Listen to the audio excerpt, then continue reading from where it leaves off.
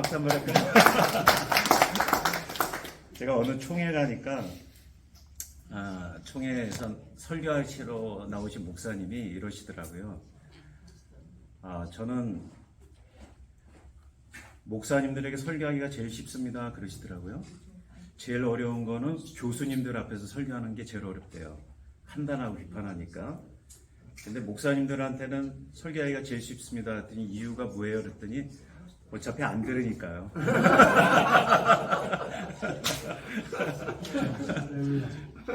저는 근데 선교사님들한테 이야기 나누는 게 저는 제일 재밌습니다. 왜냐하면 다 수용해 주시거든요. 그리고 다양하시고 모든 것이 다 협력해서 다 선을 이루신다는 생각 때문에 마인드가 넓으셔서 저는 어떤 이야기해도 괜찮겠다라는 생각이 들었습니다. 사실 급하게 연락받고 급하게 얘기를 나누려고 하는데 뭘 준비하기보다는 나와서 함께 그냥 이야기 나누고, 저는 사실 선교사님들 이야기를 제일 많이 듣고 싶습니다. 그 평생의 삶을 살면서 어떤 이야기가 있었을까라는 생각도 들고, 제가 카톡에서만 뵀던 분 김청복 선교사님하고 네.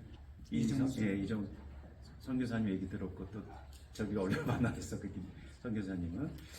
그래서 제가 중국에서 저는 2002년도에 나왔어요. 근데 2003년부터 들어가셨다고 이렇게 네. 하셔가지고 그런 얘기 들었습니다. 제가 근데 선교는 뭘까?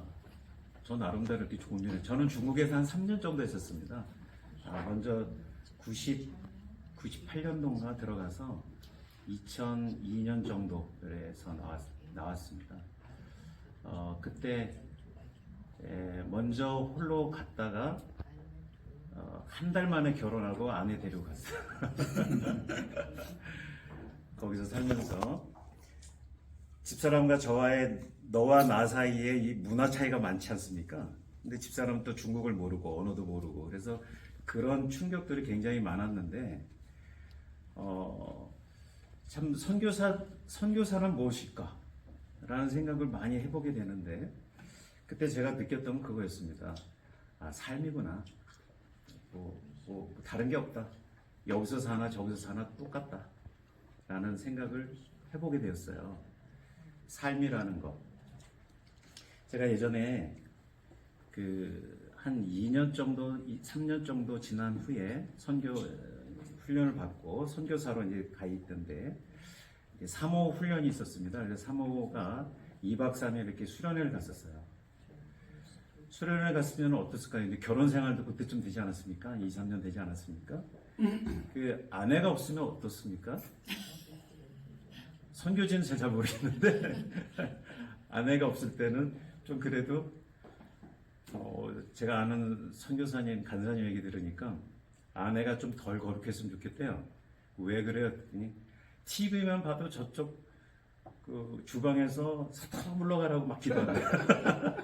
그게 너무 심해서 아무것도 못하겠다고 이렇게 얘기하는 적도 있는데,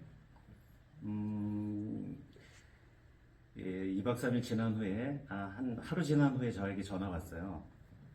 그래서 왜 그러냐면, 제가 이제 설거지를 하려고 그러니까 거기에 설거지에 종이 쪽지가 있어요. 그래서 딱 보니까 아내가 편지를 쓴 거예요. 그래서 당신이 설거지할 모습을 생각하면서 축복합니다 하고 이렇게 딱 썼어요. 또 옷을 갈아입으니까 거기에 또 편지가 있어요. 한 2-3개 찾았거든요. 번호가 있더라고요. 그런데요. 번호가 있어요. 그래서 와, 참 행복하다. 이거 전화 받아서 여보, 내가 그거 찾았어. 고마워. 그랬더니 더 있어요. 그러더라고요. 야, 이거 재밌다. 그래서 열심히 찾았어요. 찾고 했는데 뭐 냉장고에도 있고, 뭐 식사하는 데도 있고, 세탁실에도 있고 그래요. 근데 마지막 날 전화가 왔어요. 몇 개 찾았어요? 그랬더니 내가 이렇게 찾았어. 그랬더니 아내가 한숨을 쉬는 거예요. 왜? 왜? 나머지 하나는 못 찾으셨군요. 아이고, 그게 바로 성경책이 있었어요. 2박 3일 동안 제가 뭐 한 거예요? 성경책을 안 본 거예요. 이게 그러니까 제 삶이었어요. 뭐랄까 긴장되고 또 선교사로서 직분을 갖고 뭐 설교를 해야 되니까 또 뭐 등등해서 말씀을 많이 보긴 했는데 나 혼자 자유의 시간을 갖는다고 스포츠도 보고 또 뭐 좀 널브러져 있기도 하고 뭐 밥도 이렇게 먹기도 하고 이런 생활을 제가 했던 거예요. 야, 이 삶이란 선교사의 삶이란 이제 사도 바울은 우리가 잘 아는 것처럼 마음으로는 원하는 게 있는데 그걸 어떤 논문에서 알미라고 이제 얘기를 하고 그러나 우리 몸에서는 내 몸이 살질 못한다. 삶이라고 해서 암과 삶이 너무 갭이 크다. 근데 우리 그리스도인들이 주와 연합하지 않고 살았을 때 그리스도인이지만 주님과 함께 죽지 않고 살았을 때 그 삶은 비그리스도인들과 다를 바가 없다라는 거죠. 그래서 그 분야가 도대체 어디냐? 사회, 특별히 경제, 그리고 정치 이런 분야는요 세속적인 것에 따라 움직이더라는 걸 너무 많이 봤어요. 그래서 이번에 다른 때보다 정치적인 이슈가 많지 않았습니까? 교회에서는 신앙생활을 열심히 잘하는 것 같은데 세상에 나가서는 세속적인 경제법을 따라 살아요. 그리고 세속적인 정치 논리를 갖고 따라요. 성경이 어떻게 얘기하고 기독교가 어떻게 얘기하는지를 가르쳐주지 않았단 말이에요. 그래서 알미라는 것과 삶이라는 이 갭이 너무 크다라는 거예요. 더구나 우리는 사랑과 정의를 너무 떠리켜 놨어요. 사랑과 정의는 같이 가는 건데.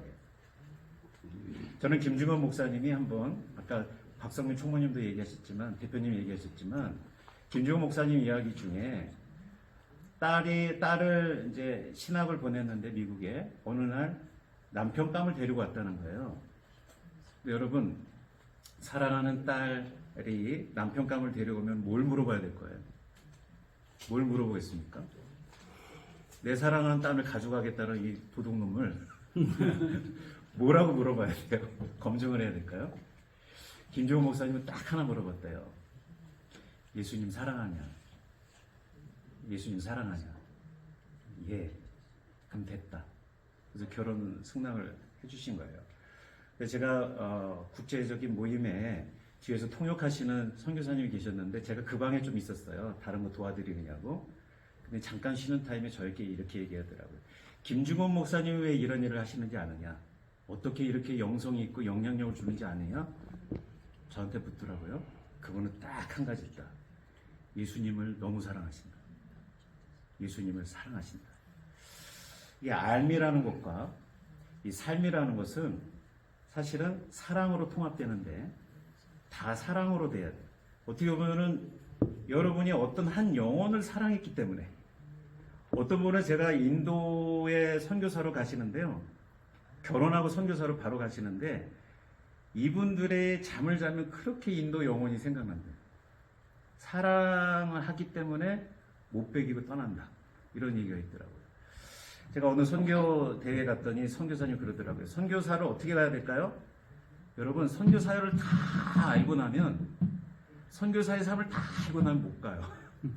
그래서 그분이 뭐라 그러냐면 비행기 타고 생각해라. 선교는 일단 비행기 타고 생각해라. 솔로몬의 유명한 그 재판 과정을 보면서 제가 이런 생각을 했습니다. 한 아들을 갖고 두 어머니가 있지 않았습니까? 그래서 내 아들이라고 했어요. 내 아들이다. 서로 싸우고 솔로몬 앞에 나왔습니다. 당시에 최고의 정치는 재판을 잘하는 게 정치였죠. 그래서 그에게 이것을 어떻게 해결을 할까? 뭐라 그래서 솔로몬은요? 네? 그 아이를 절반을 잘라가지고 나눠라. 이게 사랑일까요? 이게 정의일까요? 선교 지역에서는 아마 이 딜레마가 굉장히 많을 것 같아요. 내가 볼 때는 옳지 않거든요. 근데 저 사람이 볼 때는 옳을 수가 있어요. 그 문화에는. 이 딜레마가 굉장히 많은 거로 제가 좀 알고 있어요. 솔로몬도 그랬을 거라고 생각됩니다. 정의란 무엇인가? 요즘 책도 많이 나왔는데 제가 솔로몬을 보고 깜짝 놀랐습니다. 아, 그거는 사랑이었구나. 사랑으로 정의를 완성했다. 정의와 사랑은 같이 갔다. 왜냐하면 이것을 둘로 자르라, 아이를 둘로 자르라 했을 때 진짜 엄마가 내가 가짜니 저 아이만은 살려주십시오. 그렇게 솔로몬은 저 사람이 진짜 아이, 진짜 어머니다. 어머니는 아이를 위해서 자기가 가짜라도 그렇게 희생을 해요. 그게 사랑인 거예요. 최고의 정의는 사랑으로 저울질할 수 있습니다. 우리의 옳고 그름은 사실 선악은 우리가 판단 기준이 있는 게 아니거든요. 근데 우리가 아니라 하나님이 주시는 선악의 기준에 따라 가는 거죠.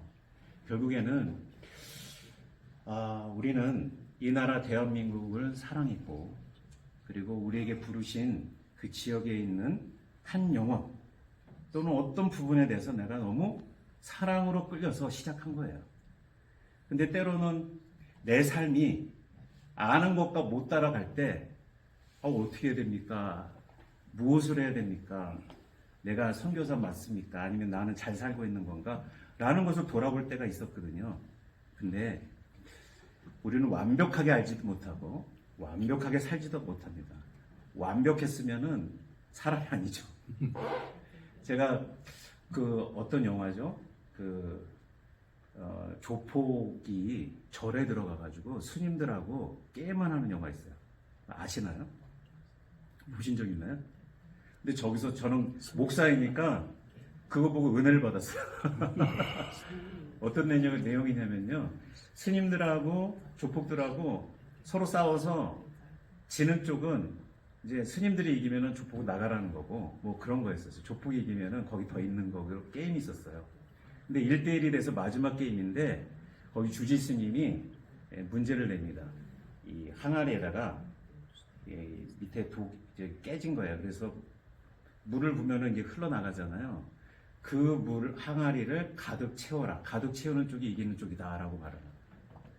어떻게 했을까요? 서로 물을 포가지 집어넣고 배로 여기다 막고 손으로 막고 별걸 다 해봤어요. 그랬더니 스님 쪽에서 이러더라고요. 스님, 우리가 깨달았습니다. 이것은 마음입니다. 마음이 가득 채야 되는 것으로 깨달았습니다. 했더니 그게 아니라는 거예요. 진짜 가득 채우라는 거예요. 그랬더니 어떻게 됐을까요? 조폭 한 분이 그 깨진 항아리를 들고 막 달려가더니 연못에다 퍽 던져버렸어요. 근데 연못에 던지니까 꾸르륵 가라앉더니 거의 가득 채우는 거예요. 그랬더니 그게 맞다는 정답이다 라고 말하면서 제가 은혜를 받았어요. 아는 것도 깨져 있는 것 같고 사는 것도 깨져 있는 것 같은데 우리는 주님의 사랑으로 푹 잠겨 있는 거예요. 주님의 은혜로 가득 잠겨 있는 거예요. 주의 은혜가 나를 하게 하는 거고 주의 은혜가 나를 알게 하는 거고 주의 은혜가 나를 선교사로 살게 하는 거고 야, 주의 은혜로 사는구나. 모든 것이 다 은혜로다. 주님의 사랑으로 사는구나. 사랑으로 시작했는데 왜 정의만 남았을까? 사랑으로 시작했으면 사랑으로 끝나고 과정도 사랑에 이어야겠다라는 생각을 해보게 됐습니다. 저는 교회 이름이 한생명교회입니다. 천하보다 귀한 한생명인데 우리 한국 교회가 너무 양쪽으로 돼가지고 제가 군대 갔는데 진중 세례식 3,000명 어디 교단 5,000명 서로 경쟁을 해요. 근데 가서 보면 알지만 그냥 뭔지도 모르고 다 나가 쪼코파이 준다고 갖다 이제 꾹꾹 누르시는데 5,000명 했다고 자랑하고 야, 우리의 한국 교회가 점점 양쪽으로 가고 있다라는 걱정이 되어서 저는 한생명 교회라고 쳤어요. 왜냐하면 제가 배운 거는 영혼을 사랑하는 거였거든요. 영혼을 사랑하는 거. 제가 거짓순례하면서 이것이 우리 거짓순례하면은 이제 아무것도 안 먹고 이제 전도하면서 그 집에서 주는 거 먹고 그렇게 전도하면서 다니는 거거든요. 그런데 어떤 한 지역을 갔습니다. 걸어서 갔는데 한 친구가 초신자가 하나 있었어요. 그래서 어떻게 전도하는지 저에게 가르쳐 줘가지고 제가 그 친구를 데리고 마을의 한 지역을 갔어요. 지역 갔는데 이렇게 옛날 집에 이렇게 있으면은 비닐로 쭉 이렇게 돼가지고 거기다 이렇게 마당을 완전히 다 집을 이렇게 비닐로 덮은 지역이 있어요. 그래서 가가지고 나도 모르게 거기를 이제 탁 열었어요. 탁 열었는데 그 안에 한 100몇십 명이 있었어요. 100몇십 명. 저도 깜짝 놀랐고. 그래서 저쪽 사람들, 안에 있는 사람들이 다 나를 보더니 어떻게 오셨어요? 그러는 거예요. 그래서 제가 나도 모르게 훈련받은 대로 사형일 아십니까? 저도 모르게. 그러더니 한 분이 그 사형리가 뭐요? 이리 와보시오.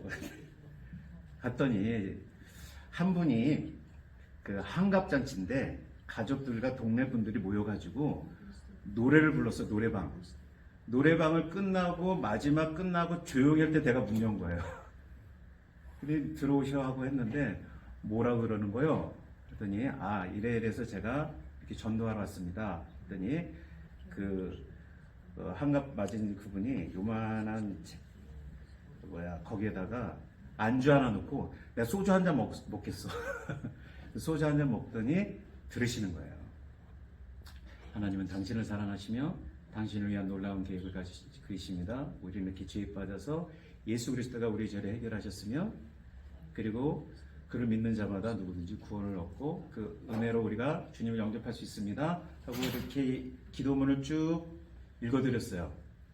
이 기도문이 마음에 드십니까? 고개를 끄덕이시더라고요.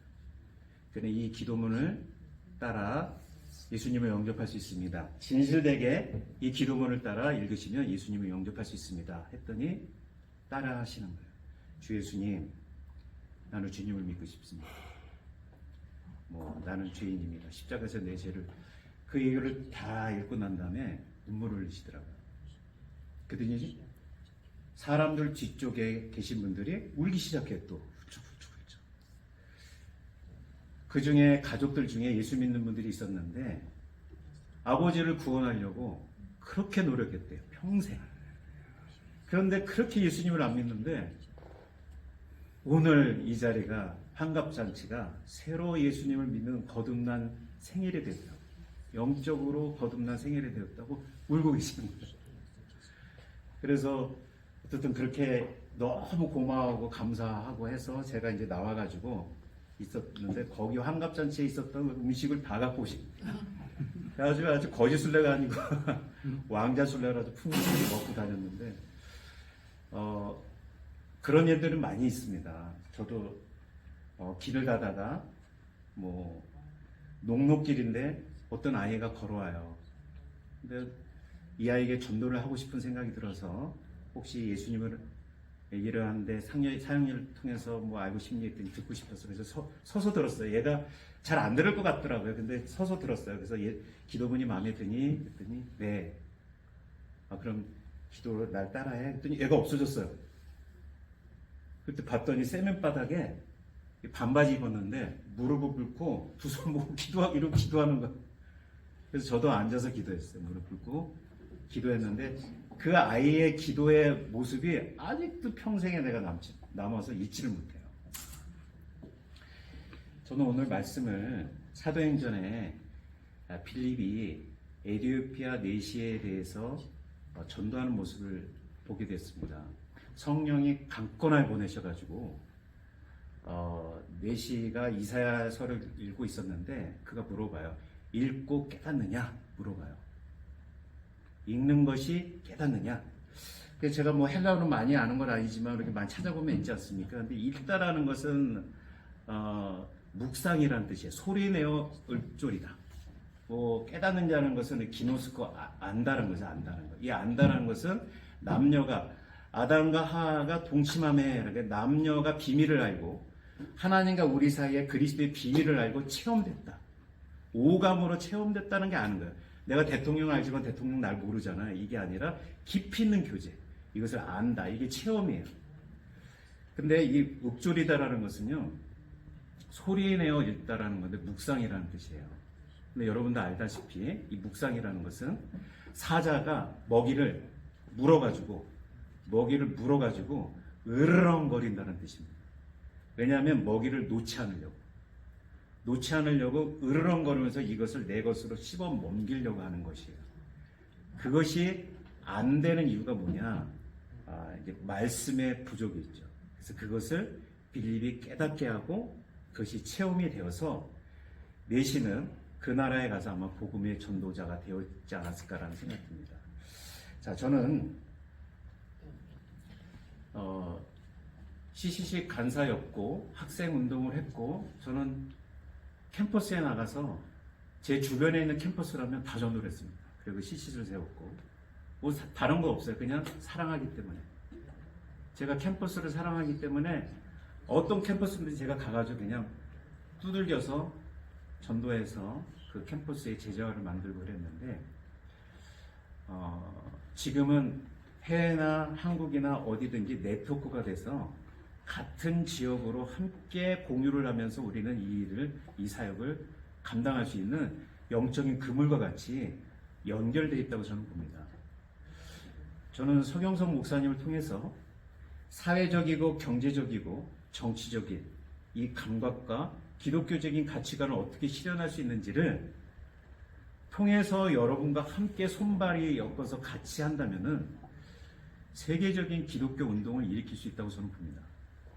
예, 그 뒤에 사상이나 생각은 목사님이 더 잘 알고 계시니까 그 부분에서 저는 서로 같이 의논을 나눠서 우리 12사도가 전 세계를 변화시킨 것처럼 소수의 이 영혼을 사랑하고 그 나라 민족을 사랑하고 하나님을 사랑하는 사람들이 이 일을 이루어낼 수 있다고 저는 봅니다.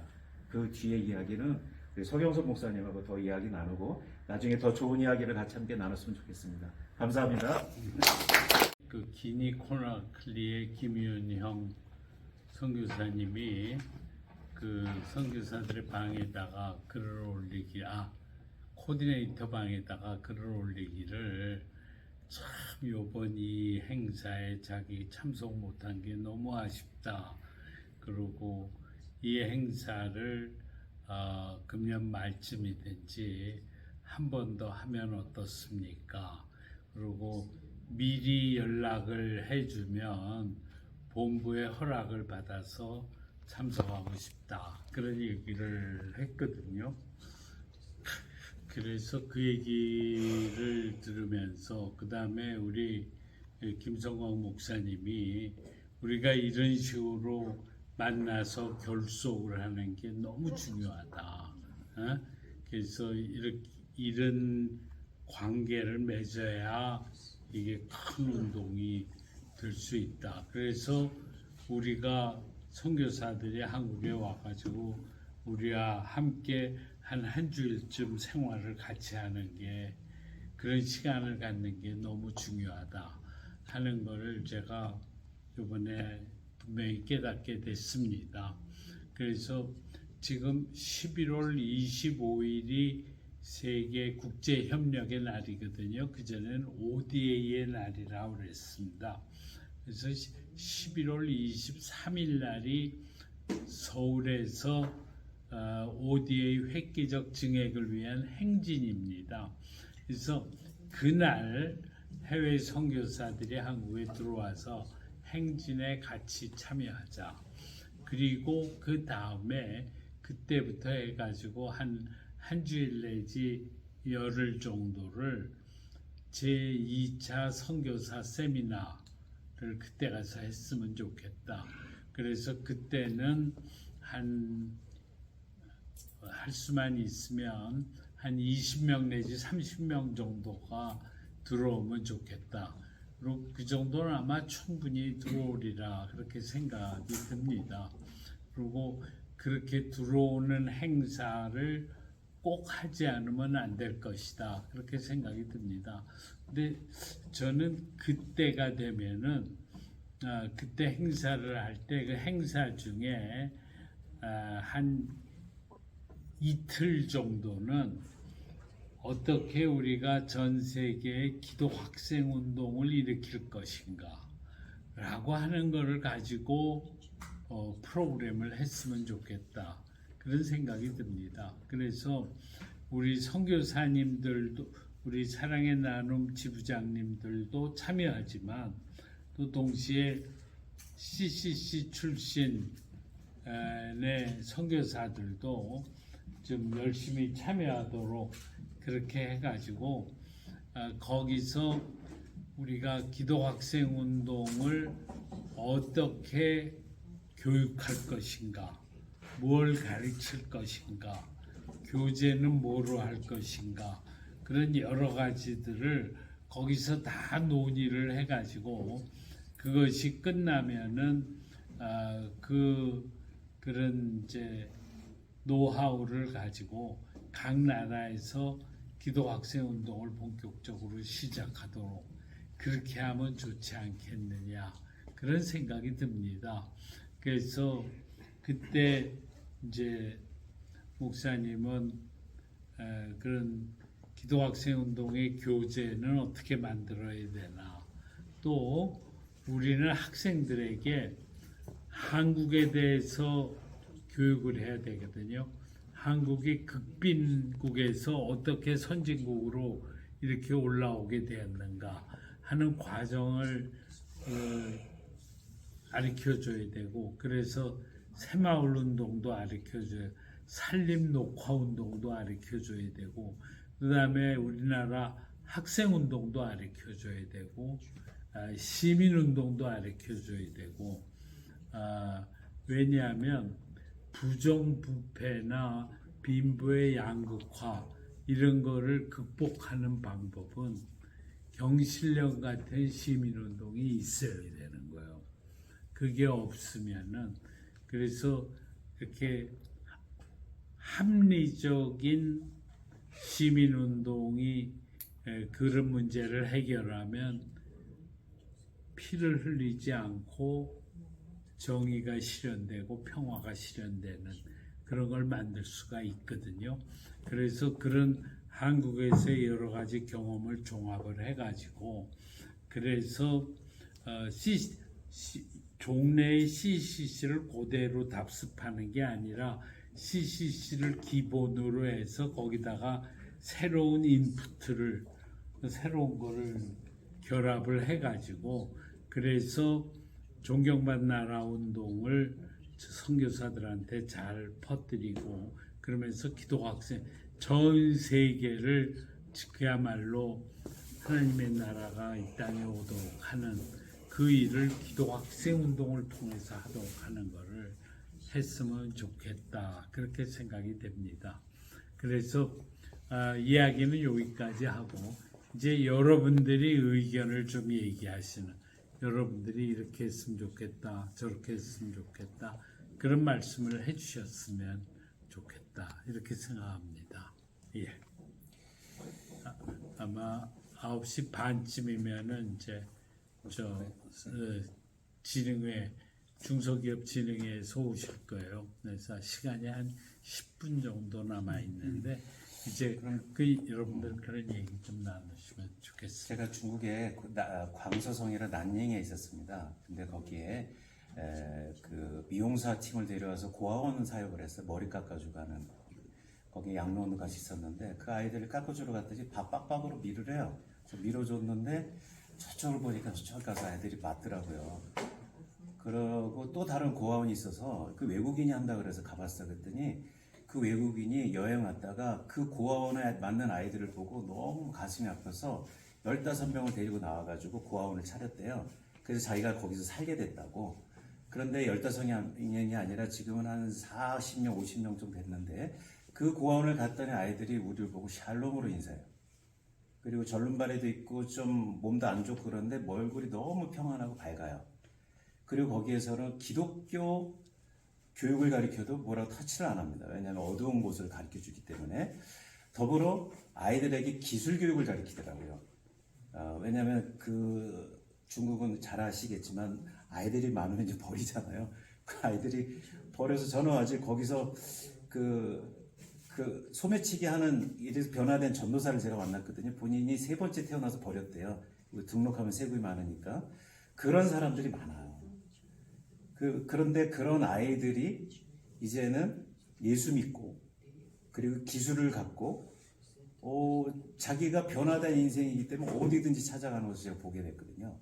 그래서 3박 4일, 2박 3일을 걸어가면서도 문화혁명 때 도망가서 있었던 마을에 가서도 전도하고 거기서 예배드리는, 그러니까 어두운 지역의 사회에 도움을 주는 일이 얼마나 그 나라를 돕게 하는지, 그리고 기독교적인 복음에 영향을 주는지 제가 그때 보고 야, 이거다라는 생각 한번 했고요. 그 다음에 제 동기들은 교회하고 선교사를 했는데 다 추방당했어요. 대부분이 꽤 오래 있었거든요. 근데 선교를 잘 못하는 사람도 오래 있었고 또는 비즈니스 쪽으로 간 사람들이 오래 있어요. 야, 비즈니스를 하되 양심껏 하면서 함께 있는 사람들이 가족이 되고, 그리고 번 돈을 또 다르게 활용해서 이익을 주고 그 나라를 돕는 일에 대해서는 오히려 장려하고 괜찮더라라는 생각을 보게 되었어요. 실제적으로. 그래서 야, 이건 비즈니스 선교를 하면은 굉장히 오래가고 잘 되겠다. 중동 국가나 공산국. 예, 저기 여러분들께서 다 한 말씀씩 하는 시간입니다. 지금 네. 시간은 오늘 이거에 대해서 목사님 들어가시죠. 네. 들어가시고 제가 사회를 볼게요. 어디 김창복 목사님부터 먼저 말씀하시죠. 네? 어떤 이 기독교 운동에 대해서 이야기할까요? 그러니까 선교사들이 어떻게 하면 한국의 세계에서 기독학교 운동을 일으킬까, 그걸 어떻게 할 것인가 하는 문제에 대해서 여러분들이 느끼시는 점이나 아이디어나 생각이 있으면 말씀해 달라, 그런 얘기입니다. 네. 하실 말씀 있으면 저 선교사님이 한 말씀씩 다 하시고 그만. 저는 지금 이제 남아공에서 그 어떤 목사님들이나 대학생들을 이렇게 양육을 하고 있거든요. 일주일에 한 번씩 이렇게 이제 흑인 친구들도 만나고 백인 친구도 만나고 지금 이렇게 하고 있는데, 한 가지 지금 이제 한 4년 정도가 지났어요. 4, 5년 정도가 지났는데 어떤 변화가 일어나고 있느냐 하면 생각이 많이 바뀌었고, 또 한 가지는 이제 이렇게 한 목사를 두고 이야기하면 어떻게 하다가 이제 4년 전에 저를 코로나 시기 때 저를 만났는데 사역을 잘하는 줄 알았어요. 그래 이제 어떤 선교사님이 저한테 소개를 해줬어요. 이 목사님을. 그래서 사역을 잘하는 줄 알았는데, 그래서 이제 4년 정도가 지났어요. 일주일에 한 번씩 만나서 4년이 지났으니까 굉장히 오랜 세월이 지났는데, 최근에 알게 된 거예요. 2000년 그 코로나가 딱 일어나고 5월 달부터 시작해서 지금까지 계속 만났는데, 다른 어떤 선교사님과 같이 10년 동안 사역을 이제 이 사람이 흑인이니까 흑인 목사인데 사역을 굉장히 잘했어요. 10년 동안 사역을 잘하다가 이 한국 목사님이랑 같이 사역을 잘하다가 어느 날 이 친구가 이혼을 한 거예요. 저는 몰랐어요. 최근에 알았어요. 한 2, 3주 전에 알았어요. 그랬는데 저한테 딱 소개 들어왔을 때는 더 이상 이 한국 선교사님이 이 흑인 목사님에게 자기는 더 이상 자기가 이제 더 이상 가르칠 수 있는 방법들이 없다라고 이야기를 했는데, 근데 이제 그 친구가 저를 만나고 제가 맛있는 것도 사주고 이렇게 성경 공부도 시켜주고 뭐 이런 여러 가지들을 계속적으로 했었어요. 제가 가지고 있는 여러 가지 다양한 방법으로.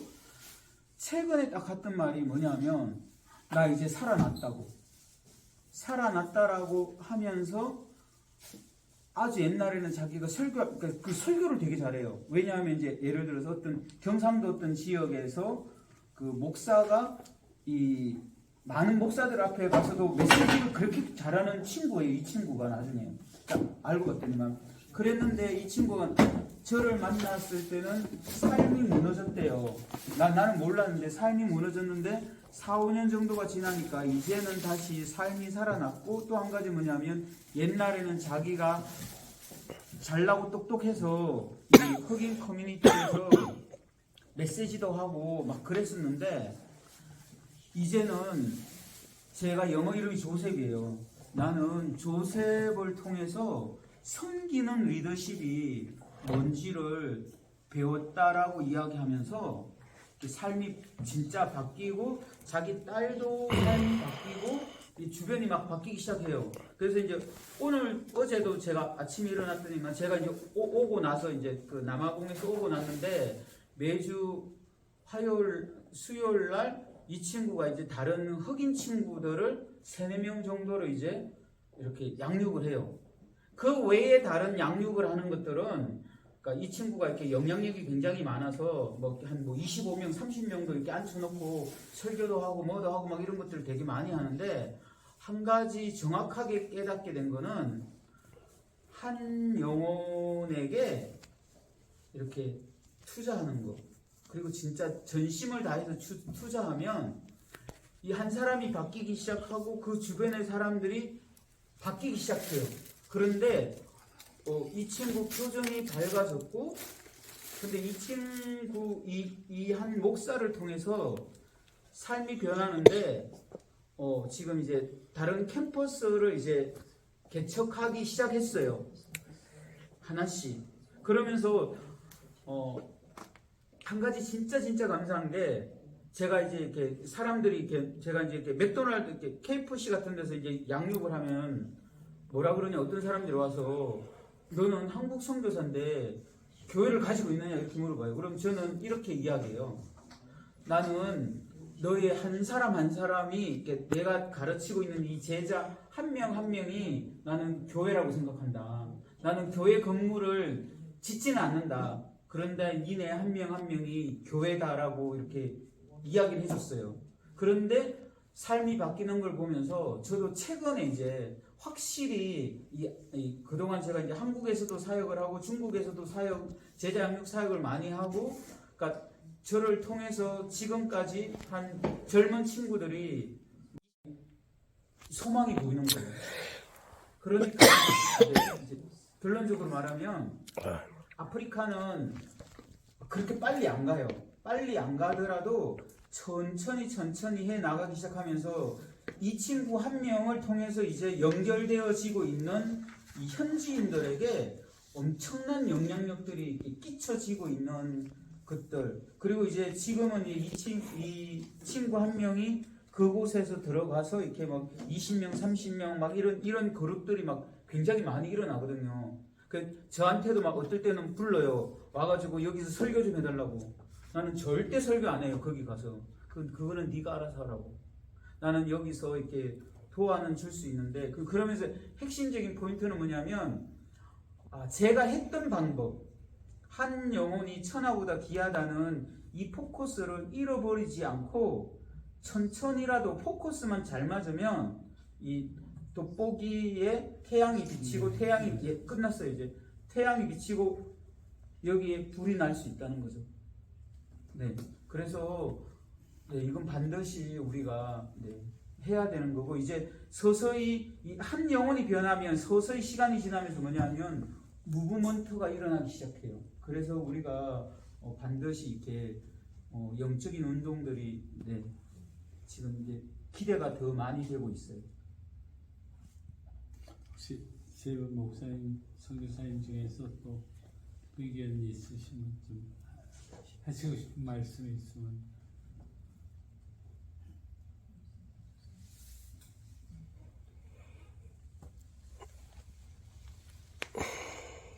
김영모 선교사님 한마디 하세요. 지금 포커스가 지금 어떻게 저 선교지에서 젊은 학생들을 갖다가 세우는 운동을 할 수 있겠느냐는 거기에 대한 의견을 좀 나눠서는 뜨다니. 그러니까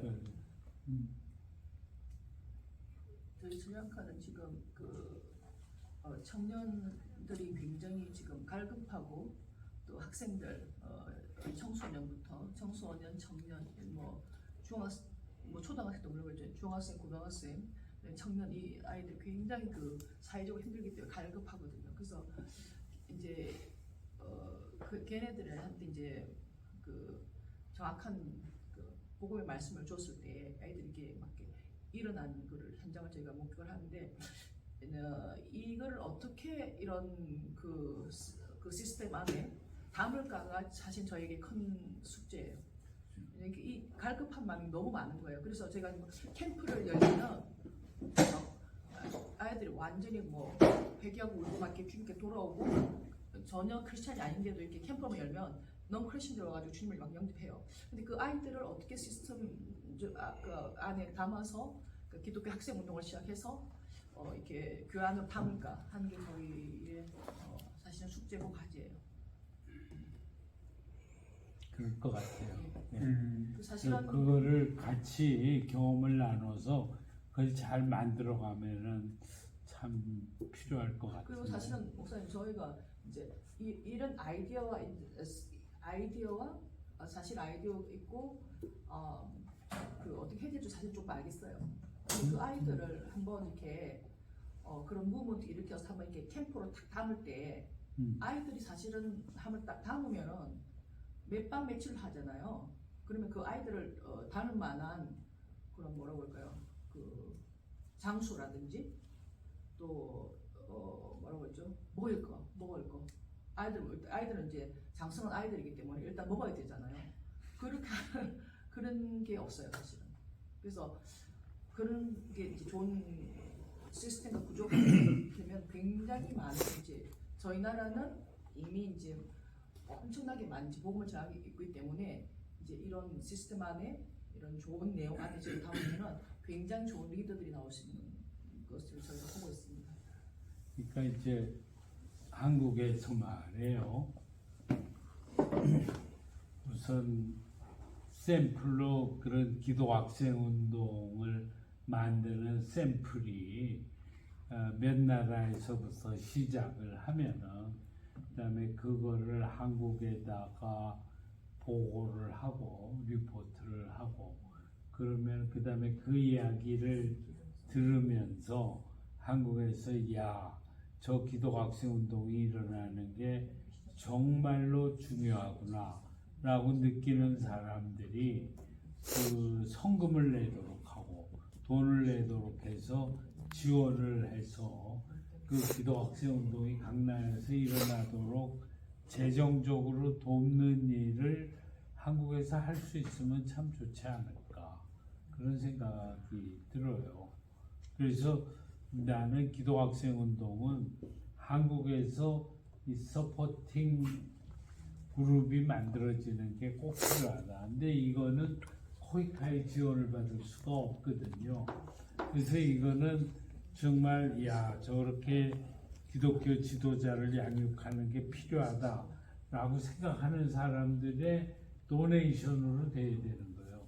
그러면 결국은 존경받는 나라 운동 조직이 그거를 하겠다 하고 나오면 저걸 도웁시다 그런 캠페인을 하면은 성금이 모아져서 그걸 좀 돕도록 그래서 무슨 그 대학생 캠프라든지 이런 행사가 있을 때 한국에서 재정적으로 도와줄 수 있으면 그러면 좋지 않을까 그런 생각이 좀 드는데요.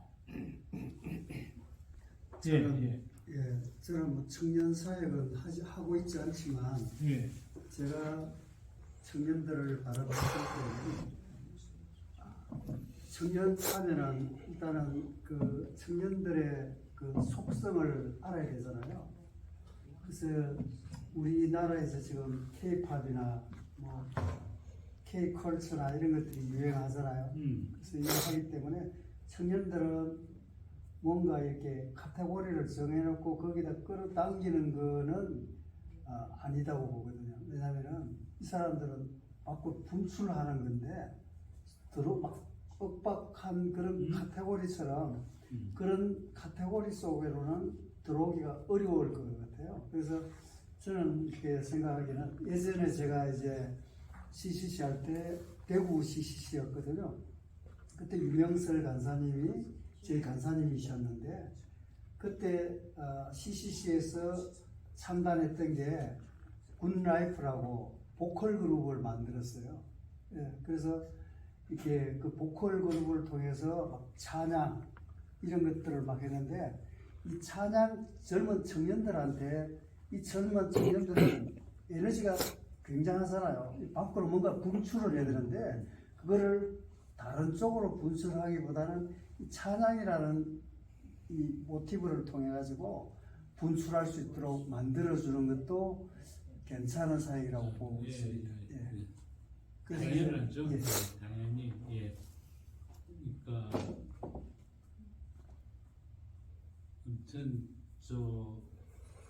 그 우선 학생들에게 복음이 들어가지고 복음으로 변화되는 건 아주 가장 큰 그게 반드시 필요한 꼭 있어야 되는 그 부분인데 다만 복음이 들어간 다음에 그 학생들이 자기 나라가 아무리 절망적이라도 그거를 자기네 나라를 좋은 나라로 만들 수 있다라는 그런 희망과 꿈을 갖게 하고 좋은 나라로 만들기 위해서 내가 내 삶을 바치겠다라고 그 학생들을 그렇게 그런 비전을 가진 학생으로 만드는 것 그게 필요한 거 아닌가 생각이 돼요. 네. 근데 그렇게 해가지고 선교사들이 그 학생들하고 같이 운동을 만드는 거죠. 그 학생들하고 같이.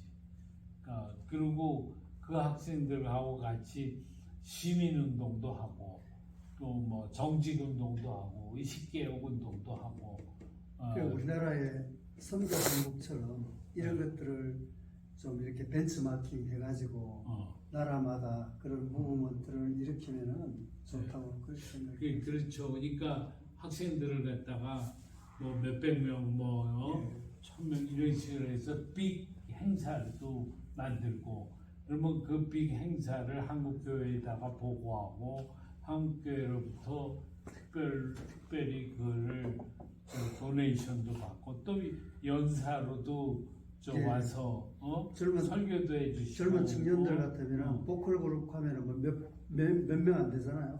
이 그룹들이 가서 이렇게 음악 이게 찬양 리더나 이런 걸 해주고 이렇게 하면은 아주 그냥 대단한 그리고 K-팝하고 결합하는 방법도 좀 연구를 해보고 그것도 K-팝도 K-팝을 가져오는 게 아니고 K-팝의 어떤 형식을 빌려오는 거죠 우리가 거기다가 이제 찬양을 심는 거죠. 우리가 다른 것은 그거니까. K-팝이 하는 율동은 그냥 우리가 그대로 해도 되는 거 아니겠어요? 실제로 우리나라에서는 이렇게 뭐 이렇게 찬양하면서 댄스를 하는 거는 그거보다도 현지에서 더 잘해요. 스리랑카 이런 데 가면 더 잘합니다. 흥이 나면 은혜스러워요. 네. 근데 청년들에게 이제 비전 카스팅이 굉장히 중요한데요. 큰 비전을 이렇게 이제 우리나라 사람들이 가난하다고 해서 이게 절대로 저희보다 더 떨어지는 게 아니거든요. 근데 이 가난한 아이들도 그 청년들도 비전을 아주 큰 비전을 던졌을 때 이 아이들은 이제 막 이렇게 마음이 막 떠고 막 일어나는 걸 저희가 보거든요. 그래서 이제 그러한 비전 카스팅을 할 수 있는 선교사와 또 이제 이게 이제 선교사들의 그런 말로 사실은 조금 부족할 수 있습니다. 그래서 한국에서 우리 이제 그런 삶들을 살아내신 그런 어르신들이 오셔서 목사님 같은 분이 오셔서 이게 큰 비전을 하나 이렇게 던져주시면은 그 비전을 가지고 아이들이 이제 이 한국의 사회를 보면서 이 아이들도 이제 우리도 이렇게 만들겠다 이런 거를 이제 예를 들어서 스리랑카를 준말로 뭐 이렇게 숏 네임으로 부르는 게 있습니까? 랑카. 예. 그러니까 비전 랑카 이렇게 비전 랑카, 해가지고 그렇죠. 그렇게 하면 왜냐면 되죠. 사실 저희는 수백 명 이렇게 청년들 모아서 사역을 많이 해봤거든요. 근데 진짜 계속했으면 좋겠다는 소망이 너무 간절하고요. 그리고 이제 이 아이들을 이제 한 지역만 이렇게 하는 게 아니라 저희 이제 교회만 하는 게 아니라, 그러니까 이제 저희는 이제 25 스트리트가 있거든요. 그러면 이제 디스트릭트 있거든요. 그러면 그 디스트릭트에 있는 이제 교회에 있는 아이들을 청년들을 이제 그 각 교회에 있는 그 목사님들한테 이제 연락해서 청년 다 보내달라고 그래요. 그러면은 그 청년들을 다 보내줘요. 그러면 뭐 200명, 300명, 500명씩 모이는 거예요. 그 아이들 해서 큰 캠프를 열고 이제 비전 카스팅하고 네. 나를 바꿔주는 이는 그래서 이거를 제 생각에는 제가 금방 아이디어가 떠오르는 것은 이런 것들이 만약에 뭐 타이틀이 정해진다면은 비전 랑카, 뭐 비전 남아공 뭐 이런 식으로 이렇게 정해지잖아요. 그러면은 이거를 로테이션으로 돌아가면서 한 번씩 하면서 우리가 지원 사격하듯이 가서 함께 이렇게 사역을 같이 해줘도 전 세계적으로 무브먼트가 일어날 수 있죠. 예, 정말 그런 것 같아요. 그러면 좋죠. 예. 근데 제 생각이면 내가 옛날에 저를 생각하면 나는 이제 저 진보적인 기독교 운동을 했거든요. KSF라고 세문안 교회가 중심이 돼가지고 그래서 세문안 교회 학생들은 저 박정희 전두환 정권 때 감옥 간 세문안 교회 학생들 숫자가 한 150명쯤 돼요. 목사님의 요청력 때문에 엄청나게. 내가 감옥 갔을 때만 해도 우리 교회에서 세문안 교회에서 6명이 감옥을 갔으니까. 그리고 그걸 매년 2-3명씩 감옥을 갔거든. 그걸 전통이 내려가면서. 그런데 그 뭐냐면 이제 복음으로 무장해야 되지만 그냥 복음만 얘기하는 게 아니라 그 나라에 대한 시국에 그 나라에 대한 분석도 하고 그 다음에 그 나라가 앞으로 어떻게 돼야 된다라는 비전도 제시해야 되고 그래서 우리가 이제 성장을 해가지고 이 우리나라를 이렇게 만들자라고 하는 거에 대한 판단이 그걸 제시를 해서 제시한 것이 학생들한테 어필해야 되거든요. 그래야 그럼 내가 이 운동을 열심히 하겠다. 그렇게 되는 거고 또 우리는 뭐냐면 여러분들이 그런 운동으로 열심히 가면은 우리는 죽어라 하고 여러분들을 돕겠다. 도와서 일자리도 갖게 하고 뭐 유학도 가게 하고 교회가 돕기도 하고 하면서 어떻게든지 도와서 여러분들이 우리나라를 정말 제대로 된 나라로 이걸 발전시켜 달라 하는 식으로 운동을 전개를 해야 되는 거죠. 네. 그러니까 그런 비전을 만드는 일을 선교사들이 꿈꿔야 되는 거예요. 난 저기 조금 전에 선교사님 얘기하는 거 보면서 오히려 그러면은 이것도 스리랑카가 시작해 볼 수 있지 않을까 그런 생각이 드네요. 저희가 일단은 이제 저는 이제 무슨 사역을 할 때요. 저희가 무슨 사역을 할 때 사실은 25 district 있으면 다 전국을 다 시도를 해봐요. 그래서 이제 저희가 많은 사역을 이제 가져와서 이제 그걸 가져와 가지고 다 시도해봐가지고 성공하는 게 있고 실패하는 게 있고 이걸 다 제가 분석을 해요. 이제 아무리 좋은 내용이라도 실패하는 건 그냥 과감하게 그냥 버려요. 그걸 나중에 하든지. 지금 성공하는 것을 유주하는데 일단 이제 지금은 청년들이 이렇게 막 일어나는 시기이기 때문에 이제 청년들이 매우 갈급할 때 이제 non 크리스천들도 마찬가지예요. 일단은 우리나라가 이제 이 어려운 시국에서 이제 우리도 한번 살아야겠다. 왜냐면 얘네들이 이 청년들이 일단 모두 다 폰이 있단 말이에요. 폰이 있어요. 폰. 핸드폰이 있다고요. 핸드폰이기 때문에 이게 어느 정도 이게 세상이 어떻게 돌아가는지 알고 있거든요. 그러니까 이 세상 이게 자기도 오픈 아이가 있는데 우리는 이렇게 비참하게 살고 있어요. 그러면 여기에 대한 이 좌절감이 엄청나거든요. 그런데 이거를 누가 이렇게 어떻게 비전 캐스팅 해주지 않고 누가 이렇게 도와주지 않고 푸시해주는 사람이 없단 말이에요. 그래서 이제 이런 거는 저희 이제 한국 분들이 아주 탁월하시잖아요. 아주 어린 시대를 살아내신 분들이기 때문에 그래서 한국에 우리 이제 목사님 같으신 분 이제 오셔가지고 전체 큰 그림을 우리 이제 사람들한테 보여줘야 돼요. 이렇게 해서 그리고 이제 선교사들 물론 당연히 해야 되고요. 같이 있게 한국이랑 또 선교사님들이 같은 이걸 하려면은 이제 저도 이렇게 네팔에 지금 문창선 목사님이 미션 나가를 하지 않습니까? 하듯이 저도 그걸 벤치마킹해서 네팔에다가 미션 네팔을 하려고 지금 기도를 계속 하고 있거든요. 하고 있는데 이걸 하면서 기도하면서 참 아이디어가 떠오르는 것이 뭐냐면은 선교사가 좋은 아이디어가 있다고 이거를 혼자 이렇게 추진할 수 있는 문제가 아니에요. 맞아요. 그래서 가장 중요한 것은 현지 교계 지도자들하고 연대를 해야 돼요. 그래서 성공이 됩니다. 그리고 먼저는 그 현지 교계 지도자들을 의식을 바꿔야 됩니다. 예.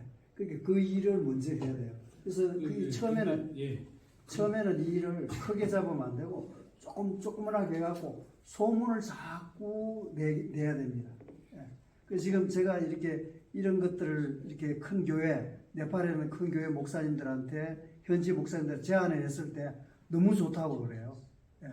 근데 이분들이 뭔가 하면은 이제 우리가 영적으로 기도해야 되는데 굉장히 이렇게 영적 눌림에 있어요. 예. 눌림에 있는데 이런 그 무브먼트를 함으로 해가지고 담대함을 줘야 되거든요.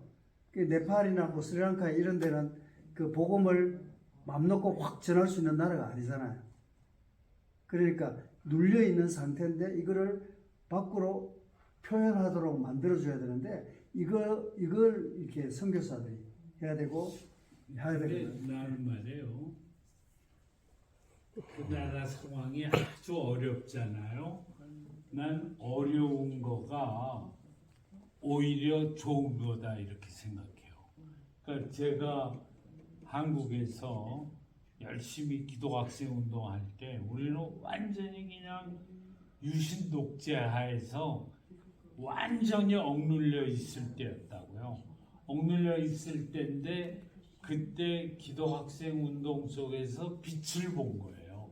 거기에서 내가 결단을 할 수 있는 그런 거를 비전을 보고 그렇게 되면서 그리로 갈 수 있은 거예요. 그러니까 우리를 지도해 준 어른들이 뭐 그렇게 뭐 대단히 뭐 대단하지 않았지만 그랬음에도 불구하고 성경에서 기독교 신앙에서 희망을 발견하고 그리고 독재와 싸우는 일에 기독교가 나서야 된다. 그리고 간 거거든요. 그러니까 예를 들면 스리랑카다 그러면은 스리랑카의 현실에 대한 분석, 스리랑카가 앞으로 어떻게 가야 된다라고 하는 거에 대한 총체적인 그림과 전략, 이건 스리랑카 안에서 나와야 되는 거야. 그거는 그 사람들이 학생들을 이렇게 이끌어가자 하는 거는 그건 스리랑카의 지식인들이 그걸 만들어야 되고 우리는 한국에서의 그런 기독학생 운동 경험 같은 거를 통해 가지고 그런 거를 이제 함께 얘기를 하면서 이제 스리랑카 젊은이들의 학생들에게 뭔가 이렇게 영적인 힘을 불어넣어주는 일을 한국의 목사님들이 가서 좀 보태주고 재정적으로도 좀 지원해주고 그래서 정말 한 1,000명이든 2,000명이든 학생들이 한 3박 4일 프로그램 같은 걸 할 수 있도록 하는 그런 재정 지원은 한국에서 지원해주고 그러면 그거는 굉장히 그다음에 힘이 나지 않을까. 어떻게 생각하십니까? 그렇게 하고 싶어요. 어? 네, 그렇게 할 수가 있고 그렇게 했으면 좋겠어요. 그리고 그렇게 많이 꿈을 꾸었고 꿈을 꾸었고요. 네. 사실은 그렇게 저희가 이제 200명 단위로 사실은 그렇게 해왔고요. 몇 번. 근데 그게 이제 계속 할 수 있는 힘이 저희 안에 부족했기 때문에 이제 그걸 못하고 근데 이제 역시 이제 재정적으로 우리가 조금만이라도 보태주면 그게 큰 힘이 되지 않겠어요? 그러니까 이제 한국의 CCC 운동이나 이런 데를 끌어들여서 CCC 운동이 그런 걸 좀 적극적으로 돕도록 하면은 CCC 출신들이 스리랑카의 기독학생 운동이 지금 일어난다. 저걸 우리가 돕자. 이렇게 되면은 괜찮지 않겠습니까? 네? 저는 지금 그거를 제가 3단계로 계획을 세워서 기도하고 있는 게 뭐냐면 이제 그 문창선 목사님이 하시는 나가 미션 나갈랜드 그걸 미션 나가라고 해가지고 이제 그 선교 항국처럼 선교 항국에서 벤치마킹을 해가지고 선교 대회를 하는 거거든요. 그런데 저는 이제 네팔에 그걸 하려고 하니까 젊은 청년들을 처음부터 불러오는 거는 사실은 어려워요. 왜냐하면은 각 교회 목사님들이 있는데 현지 교회 청년들을 쏙 빼오면 이거 이상해지거든요. 그래서 제가 전국에 있는 교회 목사님들 한 150에서 200명을 모아가지고 이제 그 목사님들을 대상으로 제가 미션 네팔을 개최하려고. 이제 그 문제는 방법은 나라마다 다 다를 수 있고 나라 상황마다 다를 수 있으니까 선교 한국을 벤치마킹하는 방법도 있지만은 또 그렇지 않은 방법도 있어요. 예를 들면 옛날에 제가 기도학생, 진보적인 기도학생이었지만 그 기도학생은 교회하고 아무 상관없이 그냥 학생들이 그냥 막 뚫고 들어가면서 조직화돼가 운동이 커지고 그랬거든요. 얼마든지 그럴 수도 있어요. 그러니까 방식은 여러 가지 방식으로 그 나라의 여러 가지 특성이나 상황이나 목사님들의 조건이나 그거에 따라서 다양하게 하면은 나는 된다고 봐요. 근데 우리가 가지고 있는 포인트는 뭐냐면 여태까지는 그냥 선교한국 그럴 때는 그 꼴이 뭐냐면 복음을 전하는 거거든요. 복음을 전하기 위해서 선교한국 프로그램을 하는데 지금 우리는 복음을 전하는 거를 넘어서서 복음으로 무장된 사람이 그 나라를 지도자가 돼서 그 나라를 바르게 이끌어가는 운동을 만들자 요거거든요. 그러니까 선교한국하고는 거기서 또 다른 거예요. 나라마다 조금씩 그 상황이 있기 때문에 그거는 아주 예를 들어서 지금 방금 후자로 말씀하신 목사님 말씀하신 내용들은 어떻게 보면 그 나라 정부 입장에서 굉장히 센시티브한 이야기입니다. 그렇게 하면은 위험하거든 사실은. 아니 근데 이제 그런 그거를요. 거는 현지인들이 할 수 있도록 유도를 그러니까 그거는 나는 이렇게 생각해. 그래서 선교사들은 무슨 뭐 독재와 싸우자 그런 걸 하지 말고 우리는 그 아까도 얘기했지만 흥사단 운동 같이 인격 수양 운동으로 가면은 된다. 제가 잠깐만요. 제가 한마디만 할게요. 제가 학생 사역을 30년을 넘게 했어요. 그래서 만약에 이렇게 하려면요, 여기에 지금 무브먼트를 움직이려고 하는 거잖아요. 그래서 제일 좋은 거는 그러니까 CCC뿐 아니라 모든 그 내비게이터라든지 이렇게 모든 선교 단체들은 어디서부터 시작하느냐면 한 명부터 시작해요. 그래서 지금 아까 전에 제가 이야기했잖아요. 제가 남아공에서 이 4-5명 만드는데 4년 걸렸어요. 근데 이제 얘네들이 이제 하나둘씩 굉장한 에너지를 가지고 있어요. 얘네 따로 띄어놔도 영향력이 있는데 같이 붙여놔도 영향력이 있거든요. 그건 무슨 말이냐면요. 제가 지금 이제 예를 들어서 85개 정도의 나라가 이제 형성이 되잖아요. 그러면 예를 들어서 스리랑카도 선교사님이 생각해서 한 5명을 추천하는 거예요. 그리고 남아공도 5명을 추천하고 봐서 이렇게 젊은이들 정도 중에서 자기들이 이렇게 뭐 목사든지 누구든지 간에 젊은 사람들 중에서 선교사님들이 직접 이렇게 사랑과 관심을 가지고 지금까지 이렇게 잘 키워왔던 사람들을 각 나라가 85개 나라가 5명 정도만 추천해주면 422호로 올라가죠. 이것을 기다리고 있어요. 예. 422호요. 예.